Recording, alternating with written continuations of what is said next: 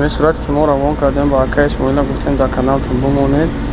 درود بر شما برادران عزیز. عکسی که در اینجا موندگیم از سوی فیض‌الدین طلبک زاده و اقامت کننده ناحیه فرخور. سال تولدش 8/03/1979. از ماه می سال 2014 به نام نشان شدگی در کدام نفرایی که گرانیتسا گذاشتن رقمایی که در اینجا نویسندگیم گرانیتسا مسکو و پد مسکو. ماشینای همه کامفورت قایدوی عجایب بود. شوفیرش هم اپتی 10 ساله کاری داره. شناسای مثال بدیلی پر میتونم گفته که برادرات زنگ زنین کدامت گرانیتسا گذاشتنین همراه همه اکر رویم بیاین انشاءالله با راههای آسانش میفهمونتونه همشه قایدوی. و کدام نفرایی که سفر خانه الله کردنین حج عمره سفر کردنین در اینجا رقمایی که میبره شرکت زمزم عمره. این برادرها انسانای با باوریان طول یک سال زیاد میشه که من رکلامشون میکنم. الحمدلله تا حاضر یگان شکایتی هم از جانب همین نفرها شدگی نیسته.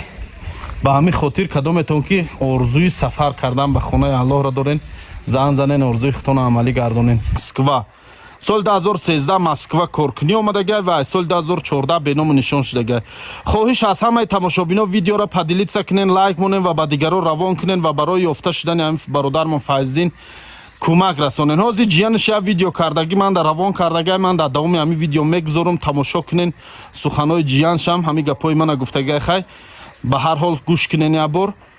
و خواهش میکنم برادرایی که در زندان ها قرار دارین عکس همین برادر یا بار خوب نظر کنین. شاید این برادر در یگان زندان قرار داشته باشه.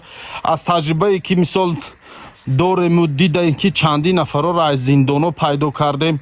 چند سال ها گم شده بودن پیدا شدن از داخل زندان ها. به همین خاطر میگم که شاید این برادر در زندان باشه. این ورسی منه.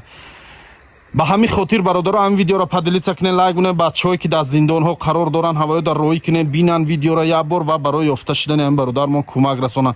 الله یار و مددگار. رقمای در اینجا موندگی رقمای تلفن جیان شای کدامت که در کجا بودن همین آدم دونن در رقمای جیانش یک بار زنگ زنین.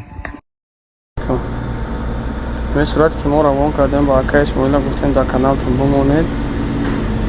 اسای فیض‌الدین طلبکویچ 8 مارس 1979 سال تولدش زاده و استقامت کننده رایون فرخور می باشد. از 14 می 2014 تا حاضر در علاقه نیست. مسکو مگی به درک برادرای دستگیری کنید.